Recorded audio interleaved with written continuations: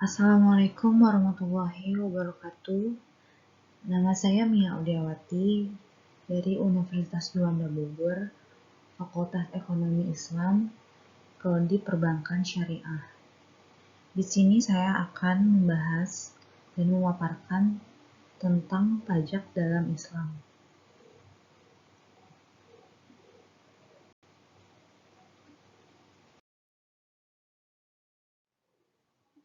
Pengertian pajak secara umum. Pajak adalah pungutan wajib dari rakyat untuk negara. Pajak didefinisikan sebagai kewajiban untuk membayar tunai yang ditentukan oleh pemerintah atau pejabat berwenang yang bersifat mengikat tanpa adanya imbalan tertentu. Dari definisi ini dapat diperoleh beberapa kesimpulan, yaitu yang pertama, pajak merupakan suatu bentuk pembayaran tunai. Jadi, untuk pembayaran pajak hanya bisa melalui tunai, tidak bisa ditukar dengan barang maupun jasa.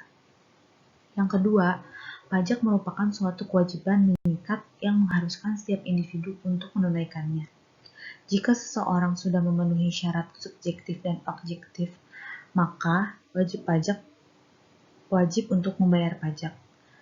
Dalam perundang-undangan pajak sudah dijelaskan, jika seseorang dengan sengaja tidak membayar pajak yang seharusnya dibayarkan, maka ada ancaman sanksi administratif maupun hukuman secara pidana. Lalu, yang ketiga, pajak haruslah digunakan untuk kepentingan umum.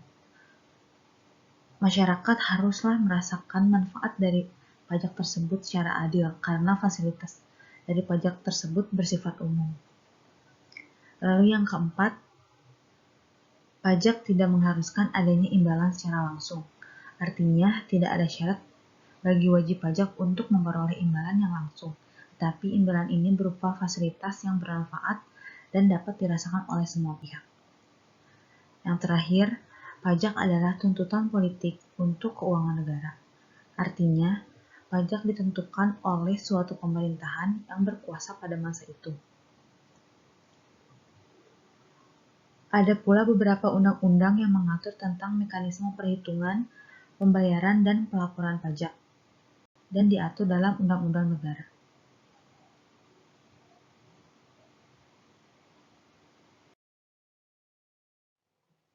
Lalu, sistem pengenaan pajak.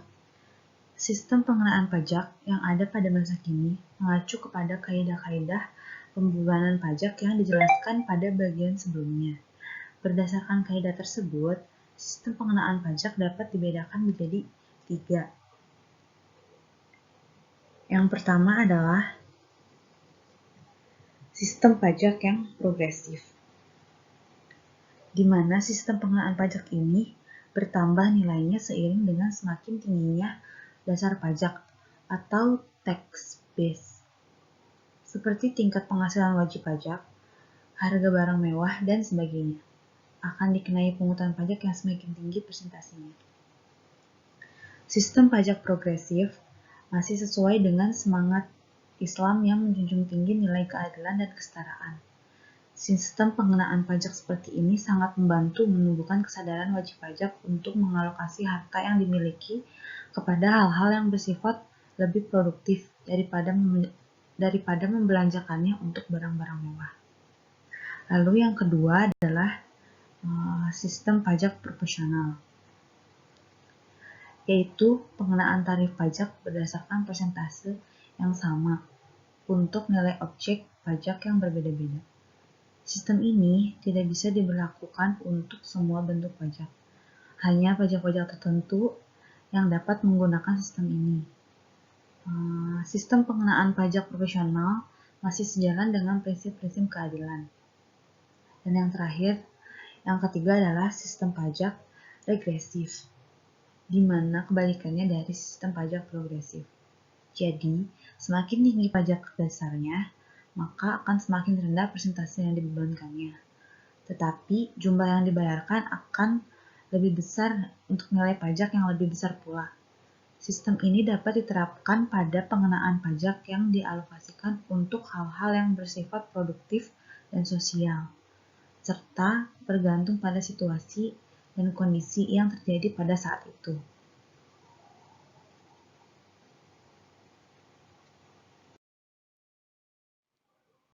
Pengertian pajak dalam Islam. Secara etimologi, pajak dalam bahasa Arab disebut dengan istilah daribah, yang berasal dari kata dasar yaitu dorib, yang artinya mewajibkan, menetapkan, menentukan, memukul, menerangkan, atau membebankan, dan yang lain-lain. Abdul Qadim Zalum berpendapat, pajak adalah harta yang diwajibkan Allah Subhanahu wa Ta'ala kepada kaum muslimin untuk membiayai berbagai kebutuhan dan pos-pos pengeluaran yang memang diwajibkan atas mereka pada kondisi Baitul Mal, tidak ada uang atau harta.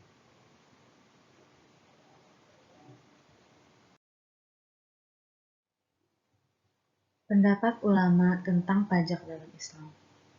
Untuk memenuhi kebutuhan negara akan berbagai hal, seperti menanggulangi kemiskinan, menggaji tentara, dan lain-lain yang tidak terpenuhi dari zakat dan sedekah, maka harus ada jalan alternatif baru yaitu pajak.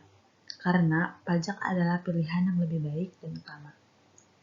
Ibnu Khaldun dalam kitabnya Muqaddimah menyebutkan bahwa oleh karena itu, sebarkanlah pajak pada semua orang dengan keadilan dan pemerataan.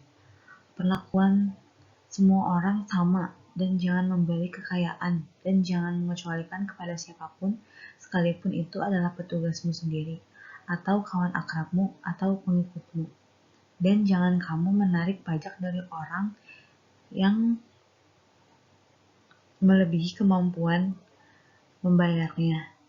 Di samping sejumlah fuqaha menyatakan pajak itu boleh dipungut, sebagian lagi menolak hak negara untuk meningkatkan sumber-sumber daya melalui pajak, di samping zakat.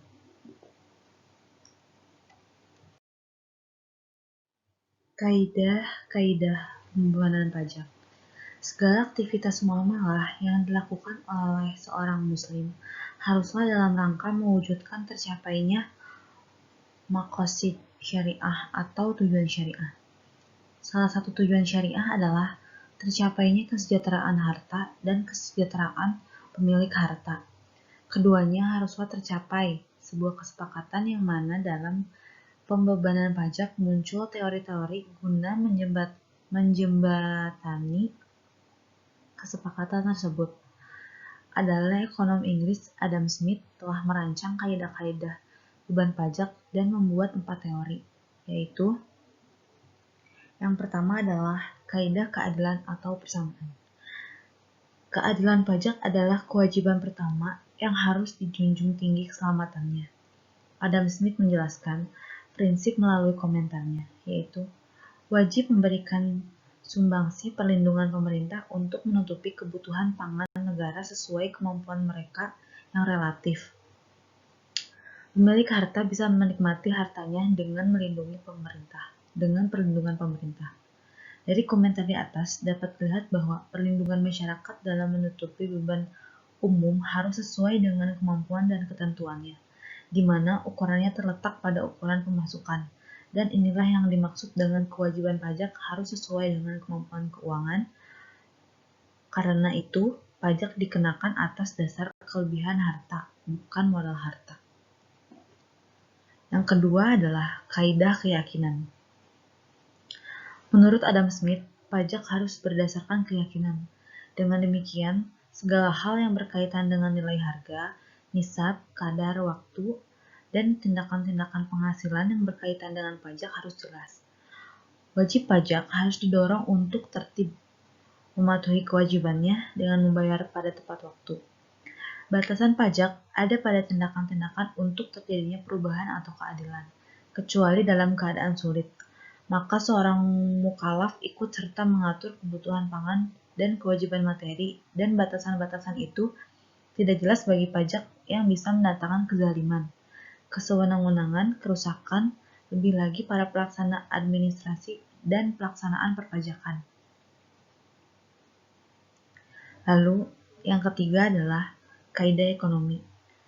Kaidah ini menghendaki agar sikap pemborosan dan upaya maksimal dalam memperoleh hasil pajak atau sarana lain dalam perpajakan seperti mata uang, transportasi, dan investasi atau yang berkaitan dengan kebutuhan pembayaran pajak dihindari, sehingga manfaat pajak dapat direalisasikan dengan memperkaya hasil pajak. Dan yang terakhir adalah kaidah keselarasan. Teori ini menghendaki agar hukum yang berkaitan dengan pajak itu sesuai dengan kondisi muslim mukallaf, khususnya yang berkaitan dengan batasan waktu dan sebab-sebab penarikan pajak. Dari segi batasan waktu penarikan pajak, hendaknya disesuaikan dengan situasi dan kondisi keuangan dan kehidupan masyarakat seperti waktu penghasilan atau setelah memperoleh penghasilan.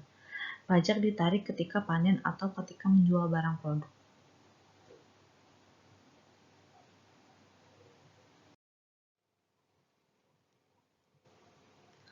Fungsi dan peranan pajak dalam Islam. Pada prinsipnya, dana pajak digunakan untuk kesejahteraan umum seluruh masyarakat dalam satu negara, sehingga pajak memiliki fungsi alokasi, distribusi, dan stabilisasi secara efektif. Selain dalam rangka menjaga keberlangsungan roda pemerintahan, pajak juga harus diprioritaskan untuk hal-hal yang bisa dirasa langsung oleh masyarakat. Jadi, secara umum pajak mempunyai fungsi sebagai public service dan jaminan sosial bagi masyarakat. Kesejahteraan merupakan tujuan pokok dari semua pengeluaran pemerintah. Maka, semua proyek infrastruktur sosial dan fisik yang membantu merealisasikan tujuan ini melalui pertumbuhan ekonomi yang cepat, penciptaan lapangan kerja, dan pemenuhan kebutuhan pokok dapat diberikan prioritas dari proyek-proyek yang dimiliki kontribusi demikian.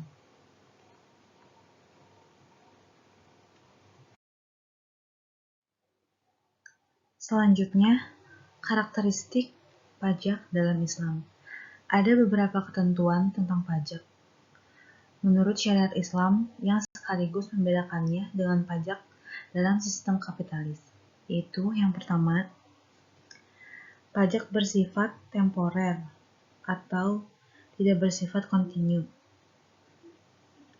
Hanya boleh dipungut ketika di Baitul Mal tidak ada harta atau kurang. Ketika Baitul Mal sudah berisi kembali, maka kewajiban pajak bisa dihapuskan. Berbeda dengan zakat, yang tetap dipungut sekalipun tidak ada lagi pihak yang membutuhkan. Sedangkan pajak dalam perspektif konvensional adalah selamanya. Yang kedua, pajak hanya boleh dipungut untuk pembiayaan yang merupakan kewajiban bagi kaum muslimin dan sebatas jumlah yang diperlukan untuk pembiayaan wajib tersebut. Tidak boleh lebih. Sedangkan pajak dalam perspektif konvensional ditunjukkan untuk seluruh warga tanpa membedakan agama. Yang ketiga, pajak hanya diambil dari kaum muslim, tidak dari kaum non-muslim, sedangkan teori pajak konvensional tidak membedakan muslim dan non-muslim dengan alasan tidak boleh ada diskriminasi.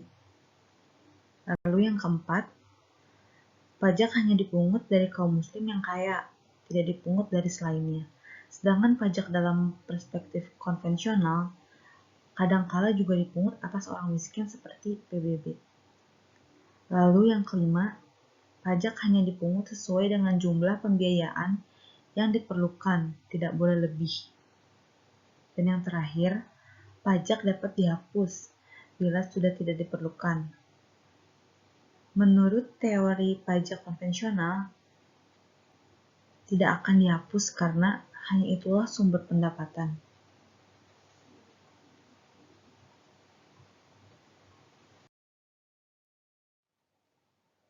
Hukum pajak dalam Islam.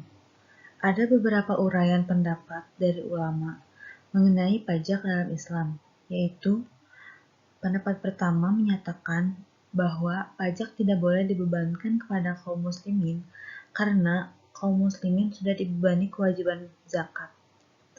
Berdasarkan firman Allah Subhanahu wa taala dalam surat An-Nisa ayat 29 yang berbunyi, "Hai orang-orang yang beriman, janganlah kamu saling memakan harta sesamamu dengan jalan yang batil."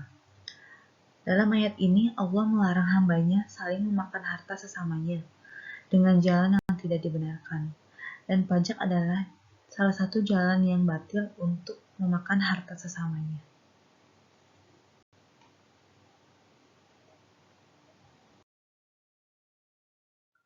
Selanjutnya, pendapat kedua para ulama menyatakan kebolehan mengambil pajak dari kaum muslimin jika memang negara sangat membutuhkan dana, dan untuk menerapkan kebijaksanaan ini pun harus terpenuhi dahulu beberapa syarat. Di antara ulama yang membolehkan pemerintahan Islam mengambil pajak dari kaum muslimin adalah Imam Ghazali, Imam Syatibi, dan Imam Ibnu Hams. Dan ini sesuai dengan hadis yang diriwayatkan dari Fatimah binti Qais bahwa dia mendengar Rasulullah SAW bersabda, "Sesungguhnya pada harta ada kewajiban atau hak untuk dikeluarkan selain zakat." Pada akhirnya dapat menyimpulkan bahwa hukum pajak dalam Islam adalah boleh. Alasannya karena untuk mewujudkan kemaslahatan umat, dan di Indonesia telah terbit perpajakan berbasis syariah yang diatur dalam Peraturan Pemerintah Nomor 25 Tahun 2009 dengan tajuk Pajak Penghasilan atas bidang usaha berbasis syariah.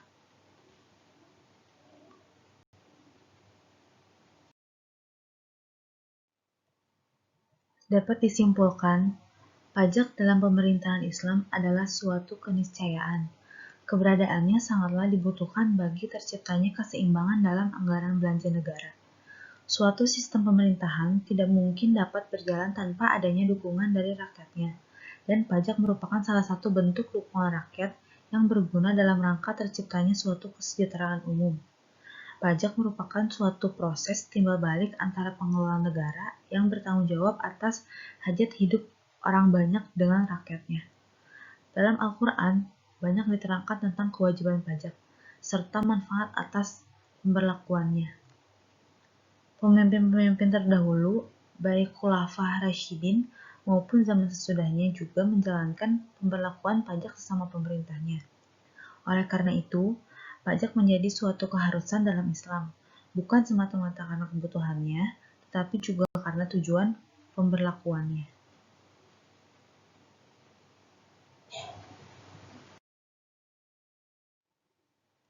Sekian penjelasan dari saya tentang perpajakan dalam Islam. Mohon maaf jika masih banyak kekurangan. Wassalamualaikum warahmatullahi wabarakatuh.